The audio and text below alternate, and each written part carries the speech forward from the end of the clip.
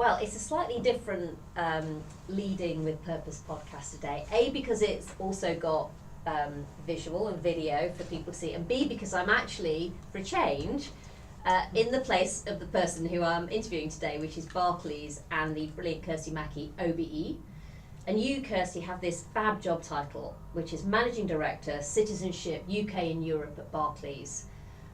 I think the journey of how you've developed all of this work, and we're going to come on and talk about this brilliant report, Workforce Ready, that I would have loved if I was still at the DFE shortly, but tell us about the job title and how do you end up doing all of this stuff that we're about to dive into? Yeah, sure. Well, it's great to have you here, Justina, here at Barclays. And so, Head of Citizenship at Barclays means we're making sure we're playing a meaningful role in society at Barclays.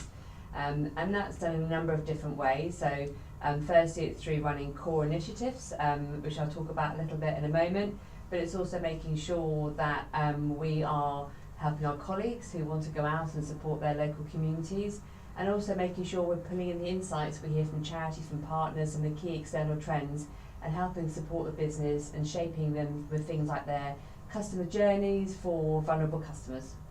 So it's what's interesting is it's not, if you like, just that more core, let's do some great stuff in the community that we can kind of add value to. Actually, I think what's interesting is you pull it back into helping your customers too, and if you like, they're part of that wider community, I guess, as well. Yeah, absolutely, and it's key that the work we do in citizenship aligns with our business strategy as well, and makes sense for us at Barclays to be doing it. So we focus on two core things. So one is unlocking skills and employability, and that's really to help not only that future talent pipeline for us, but also for our businesses, for those clients that we want to support, that they need to grow in the current economic conditions. But then also the second part of our strategy is supporting businesses who are tackling global challenges and how we can help them to grow and scale through programs like Unreasonable Impact. So that's why it's really important for us that it makes sense that we work in the geographies that we operate in as well, and we're supporting all of those communities to really thrive.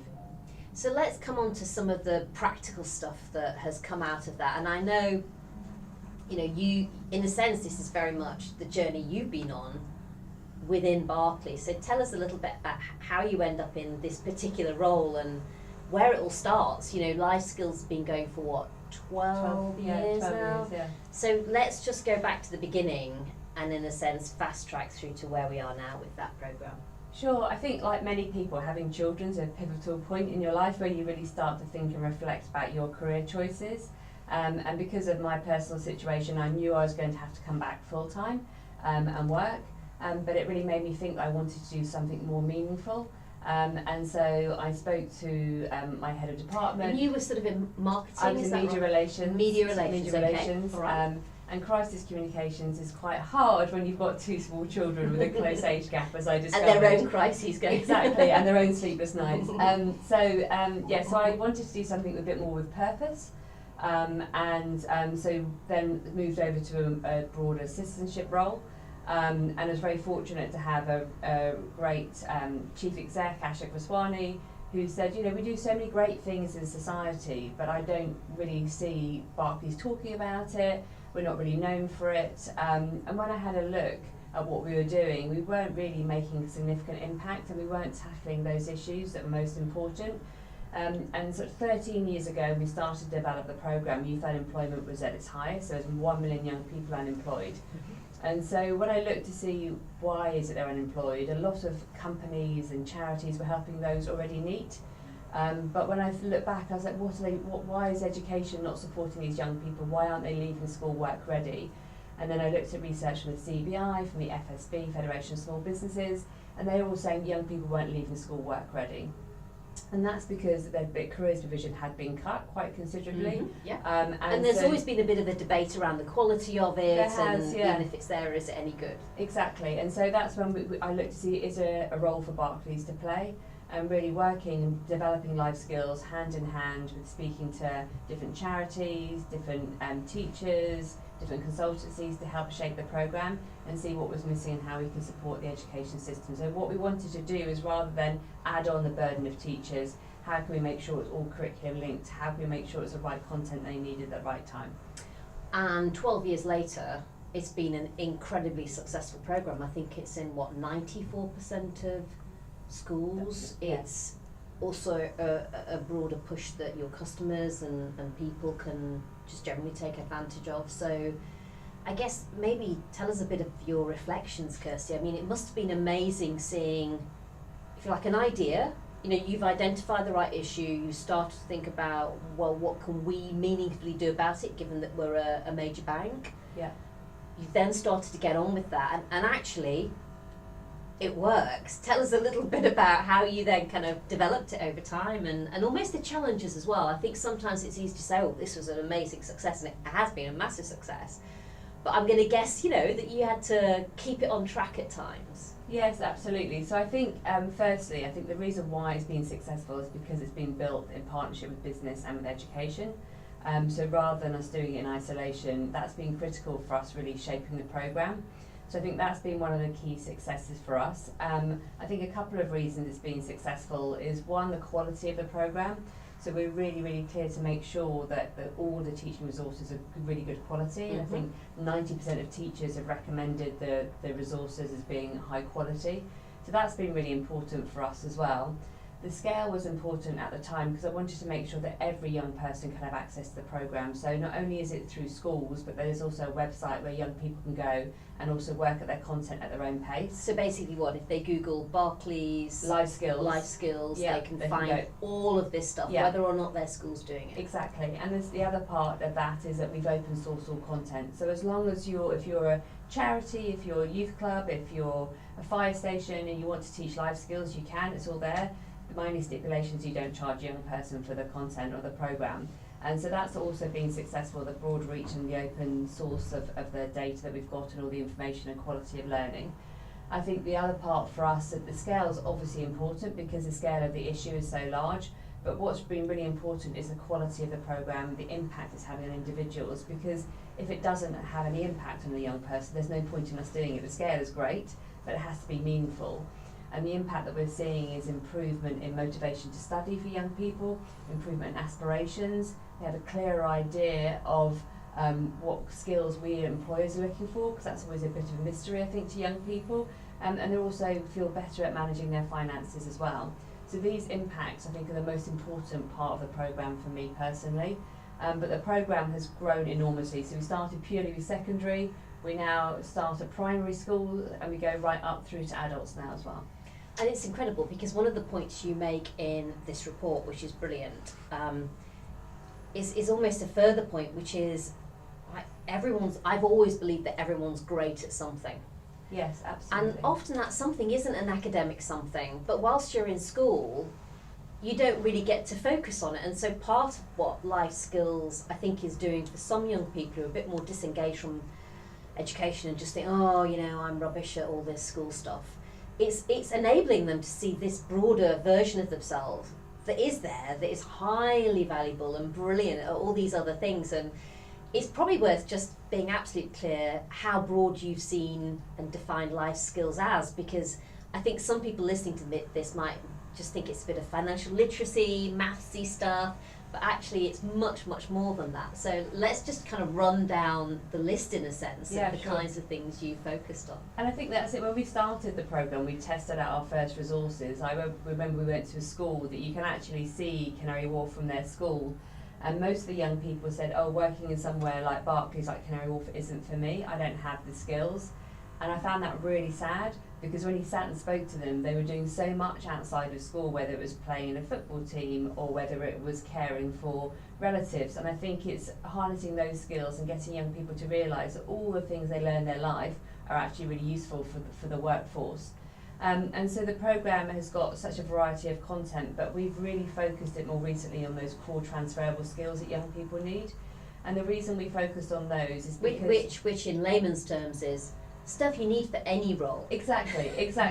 And that's what I was going to come on and say, because when I thought about the programme initially, I thought, oh, we can help young people choosing their careers. And then I realised the world of work is changing so rapidly, it's impossible to do that. And what we can do for young people is get them to think about the skills they have and how they're acquiring those as they go through their school life and out of work as well. So we've looked at all the different definitions out there. There's many really good reports. I think the World Economic Forum have got a good report, and Pearson, and so we've taken what are those skills that they define as being called transferable skills, and how can we make sure they're in the programme. So we have things like problem solving, creativity, resilience, communication, and these are all skills that you're going to need in the future, like you say, irrespective of sector, irrespective of role. Yeah. But it's really important that young people can understand these employability skills, which are different from their academic qualifications. And I think, interestingly for me, one of the foundations, and it was great to see that is in place, is around the Gatsby framework for better careers advice and how young people can think about that. But in a sense, this is what they also need. Yeah. The skill set to be able to really thrive in whatever choices they end up making, which I think it's so important. And we should come on now to talk about the Workforce Ready report. I've always felt that one of the things we missed in education was the fact that we absolutely focus on school readiness for children as they come into the school system. But what we've never strategically done is look at employment readiness and work readiness.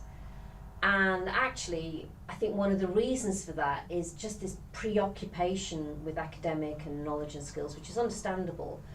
But I think it has actually been to the exclusion of this piece of work on employability skills. So for me, this report, honestly, if it was given to me as the Secretary of State for Education, I would just set about largely implementing it one way or another.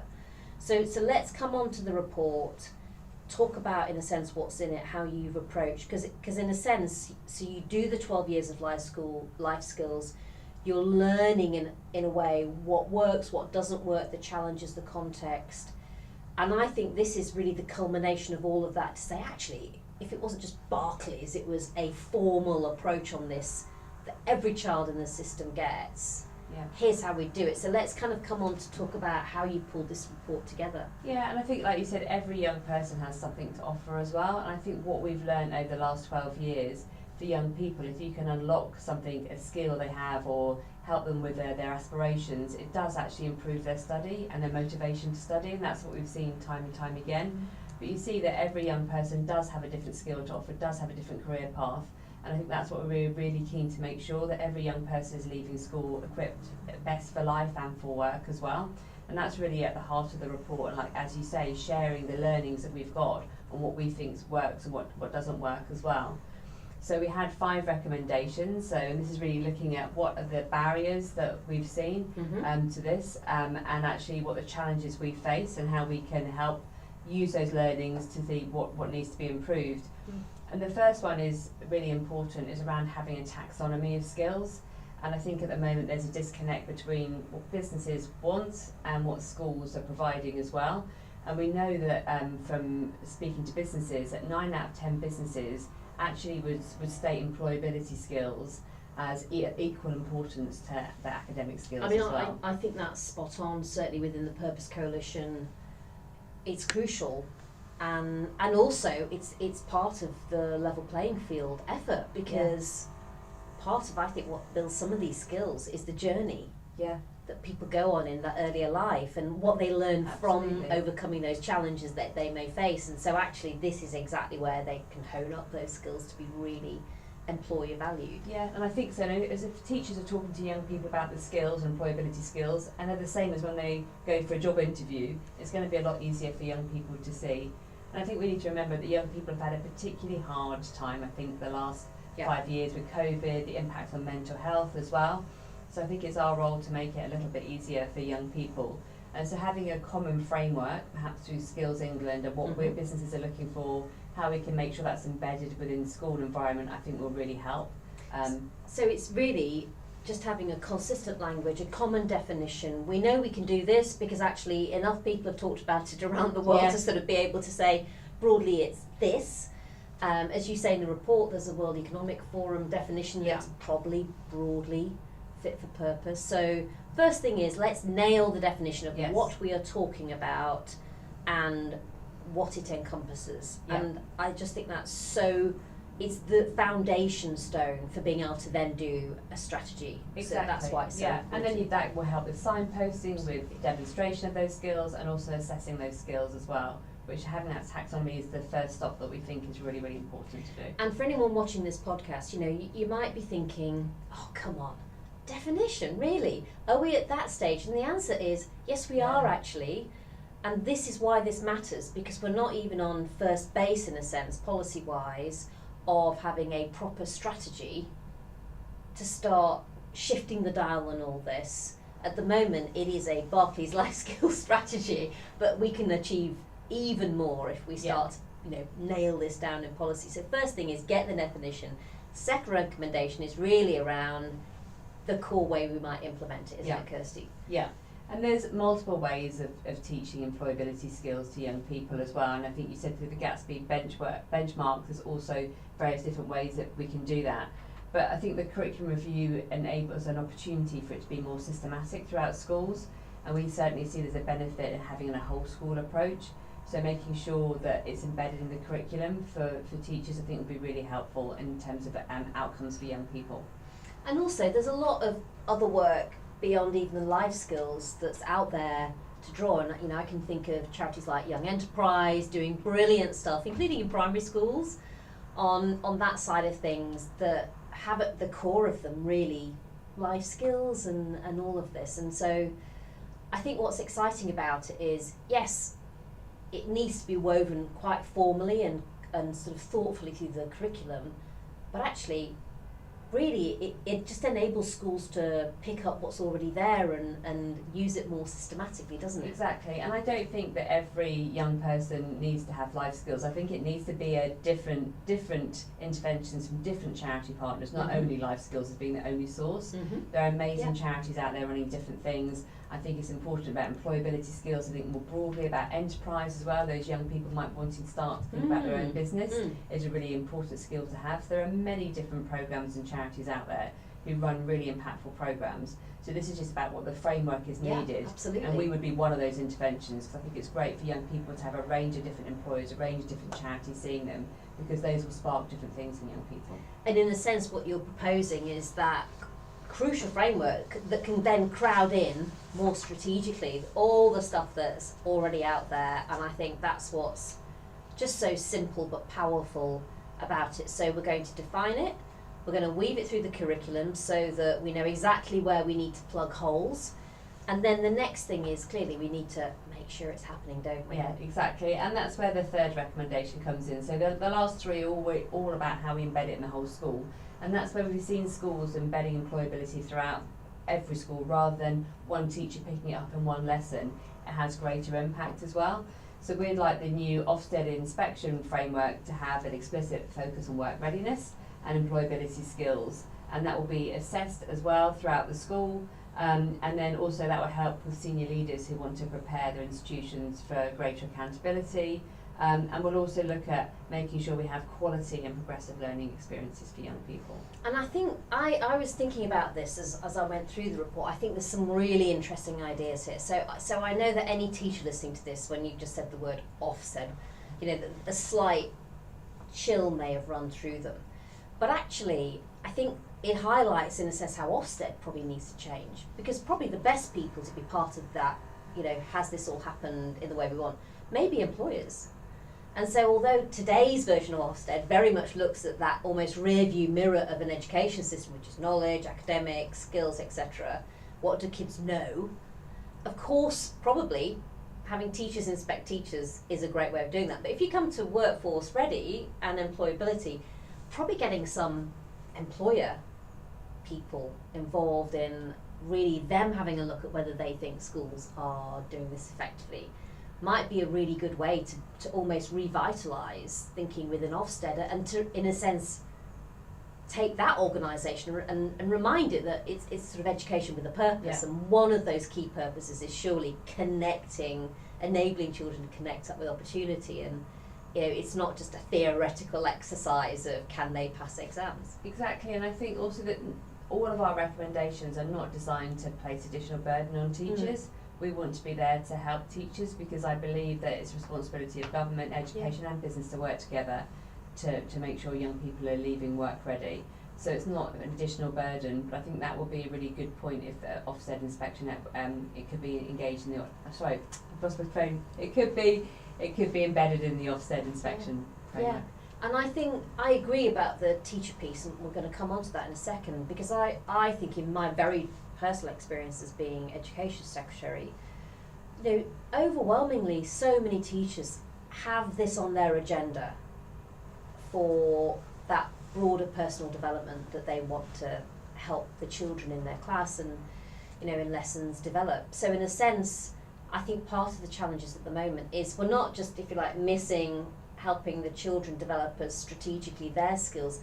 Actually, there's a ton of teachers busting a gut out there on this, and yet we have an accountability framework that doesn't give them any credit for any of that work, and I think it's probably time that it balanced up a bit to recognise, you know, the progress teachers do help many children make, but also, if you like, focus in perhaps on the schools where they can get more support to do that even better. And as we'll come on, you know, part of this is tailoring for disadvantage, but just starts to help us get a sense of how to target resources, doesn't it? Yeah, absolutely. And the fourth recommendation is about how we can support, embed it in the national professional qualification, so that actually, like you say, teachers are recognised for it, which is really great, but also that teachers themselves may have only been in teaching as well, so we need to help support them and give them that expertise to find those employability skills, as we said at the beginning, and also show them best practice about how you embed that in. But if it's part of their national professional qualification,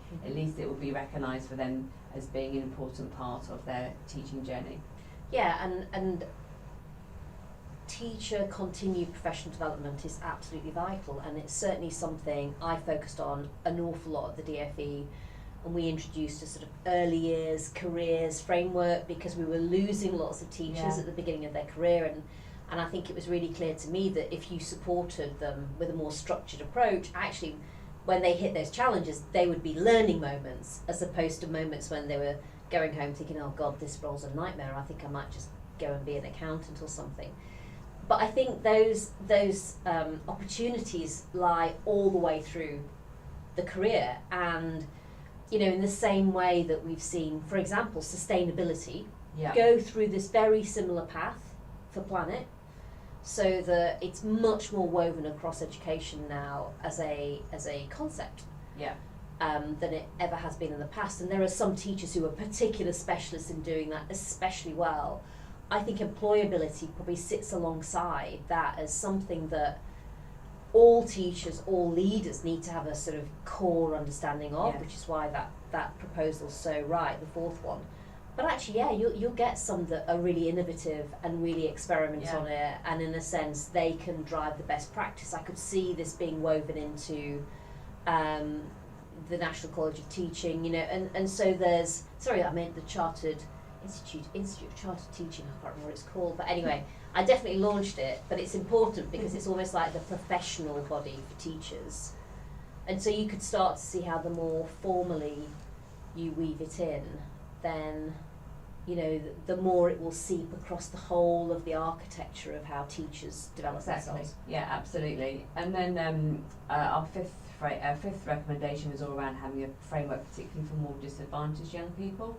And I think that's really important that we recognise they need additional support than ever before. So we want to see how we can include employability skills in the definition of educational outcomes as guidance and pupil premium funding to make sure they're appropriately supported as well. And so let's just dig into how that would work. So what you're saying is, at the moment, the conventional approach to pupil premium is that it's there to support learning outcomes. But actually, what we're saying through the whole of this report is, in a sense, that's not enough. You need this employability strategy as well. And so, ergo, if you've got pupil premium to boost that piece of the education outcomes, you need a bit of it to boost the other bit that we're talking about here. So why not formalise that? Yeah, and we see that, you know, with the programmes we've run, which are more tailored to those. It could be looked after children, where we've run very tailored, intensive programmes, and we see the greatest that it has far more impact on young people. And the reports back from teachers being things like they've actually turned up for school, they've stayed in lesson, they haven't disrupted the class, they're more focused. So by having these really tailored interventions can help support. And we know that there's a magic statistic around if you have 4 more interactions with an outside employer, you're less likely to become neat. And so by able to target that pupil premium will enable schools to be able to have more charities in and more other partners in to deliver this. And just a quick question before we come on to the last bit, which is almost this partnership piece that you need. Just on measurement, to sort of make sure this is happening, because that was in my mind when I was Education Secretary. I think I would have put in something very similar to this, to be absolutely honest, because it's such a logical, sensible approach. But I think in terms of the measurement, it's probably worth just touching on how we know this works and literally, what are you doing? Are you benchmarking young people and asking them on confidence, or how do you actually measure the progress? Yeah, sure. So I talked earlier about the impact of the programme, and we know that the impact of the programme is based on, for us, on working with an independent evaluation agency and asking both the teachers and the young people, and also so the quality of the programme, what they've learned against a variety of measures, and also teachers, what they've seen as well. So I think it's the evaluation has to be based on both the pupil but also the teacher as well, and also looking at the destination data of young people, where they end up as well, be really important. Well, that's another thing, another bee in my bonnet that I didn't quite get to education. I think, in a sense, the outcome of all of this is if we could somehow track those outcomes, we come into all the Purpose Coalition work. I mean, it's just fantastic having Barclays part of the Purpose Coalition. In a sense, that's the proof of the pudding, isn't it? Is if we can get employers starting to track employment outcomes, whether it's the basic data of socioeconomic background, whether it's something more than that, perhaps. And it does strike me, looking at, your definition and that taxonomy, does that carry forward into employment? And actually we can find a way to keep tracking. Maybe it's a longitudinal cohort of students from around the country, maybe it's something even more than that. But really, if you were able to then bolt on an ongoing piece, it would be fascinating for, I think, teachers who are busting a gut to literally see what those students were going on to do. And it always struck me, both as Education Secretary, but as a local MP, we had some great schools in my patch. These teachers would be working so hard, a lot of them, really deprived areas, and absolutely turbocharging life chances. I can think of Ronald Ross just up West Hill. But if you sort of say, and so what happens to the children when they leave? They're like, oh, no idea. Yeah. I think it would be hugely rewarding, actually, for teachers to be able to see that longer term footprint of their effort by having some kind of sense of, where their students often go. Yeah, absolutely. And I think that taxonomy is really important, because I think there's going to be more emphasis on businesses to do more learning within a work environment as well, because the skills we need are rapidly changing. And so if you have that same taxonomy right through from school, right through your working life as well, that will really help you to refine those skills and see where your gaps are as well. But it would be great. I think most teachers want their pupils to leave ready for life and ready for work. And I think if you take a more macro level, this is really important for the economic success of the UK. So the biggest barrier for big businesses, and actually the smaller businesses that we are interacting with at Barclays, is having the right skills. So it's really important for us at Barclays, as a big business, that we are playing our role in society, that we're helping school leavers to leave school work ready and ready for life as well, so that businesses can recruit them and they can then help their own productivity, they can help their growth as well. And it's about bridging that gap, because I think one of the points this report makes, I can't remember exactly where it is, but it basically says, 90% of businesses say this is crucial. Yes. And yet, bizarrely, it's not a strategic formal part of what we're doing in education. But equally, roughly across the board, about a third of young people will say, I'm not really sure what employability skills I need, I don't know what's relevant, I'm not sure how to get them. And so it's that mismatch fundamentally that we have got to get sorted out. And in the end, that is this partnership that you've sort of talked about around government. Yeah. This report is, I think, something that should be poured over in the DFE, because it is basically implementable.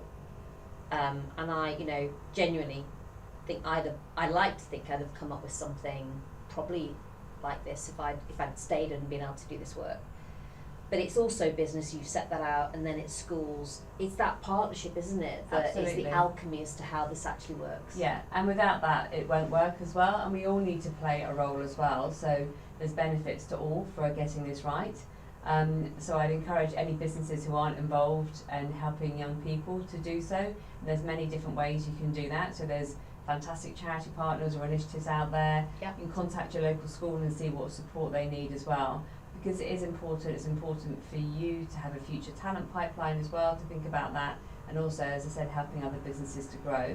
And I think for schools, we've seen through running our programme the impact these programmes can have on young people in terms of their aspirations, in terms of their motivation to study. So I think that's really important that we have that within the school environment as well. And the government, I think, has a role to make sure the curriculum is helping support that, so young people are leaving work ready. But we can't do it alone. It needs to be all three working together to achieve this. And that's possible, isn't it? It's because in a absolutely. sense we've already seen that through the life skill work, through some of that wider civil society stuff that you've talked about. Certainly, I think within the Purpose Coalition we've got colleges, universities part of it. And I think there was a time when it felt like those different stakeholders were in buckets. Yeah. Actually, but I do feel that, probably over the course of the 12 years that you've been doing LifeSkills, it feels that, mindset-wise, people are in a different place now about the role of employers to really take the initiative on driving change. Absolutely, and I think also the other thing was that all employers, particularly post-pandemic, post-cost of living crisis, want there to be a more level playing field across society. And so I think this is really important in supporting other organisations with their broader inclusion strategy, so making sure you're hiring in from a variety of backgrounds. I think that's really important too. Brilliant. Well, look, we are going to have to leave it there, Kirstie. Honestly, this has been one of my favourite podcasts I've ever done, mainly because I think you've captured in this report, it's not a long one, by the way, for anyone who's interested in reading it. I think it's something like 34 pages long, but it really just succinctly sets out the problem but also the solutions. I certainly hope that, for policymakers it's a document that's really, really helpful, and I hope for schools, continuing to draw down on that, life skills programme that's out there, or for anyone who wants to, take advantage of it, is something, that more and more people do. And I guess my final call to action would mirror yours in a sense, Kirstie, which is, this is about leadership. There's a different version of Barclays that doesn't do any of this. But actually, we want more businesses to think exactly like this, which is, how does their business being successful link back to society being successful, and where's that intersectionality of that, and actually what can they do, and stop waiting for government to fix all the problems, and actually taking some responsibility to thinking about, well, where do we fit in? Because we're part of that ecosystem too. And I think my message to all business leaders would be, take the plunge. Actually, you can do some brilliant stuff out there, and it's crucial for a wider country, but I genuinely think it makes, in this case, Barclays, a better version of itself for its employees and its customers as well. Absolutely, and I think if we don't play a meaningful role in society, we don't deserve to exist, in my opinion, and we won't going forward. And I think for our colleagues, they get so much back from being involved with helping young people, and it actually improves their own skills as well. So what we hear coming back from our colleagues who've been out volunteering. So yeah, like you, I'd say go for it. It's a win-win. Kirstie, thank you so much. It's a brilliant programme, the Life Skills programme. It's a superb report, so I hope that we can see it really get pursued by policymakers. Thank you, Justine.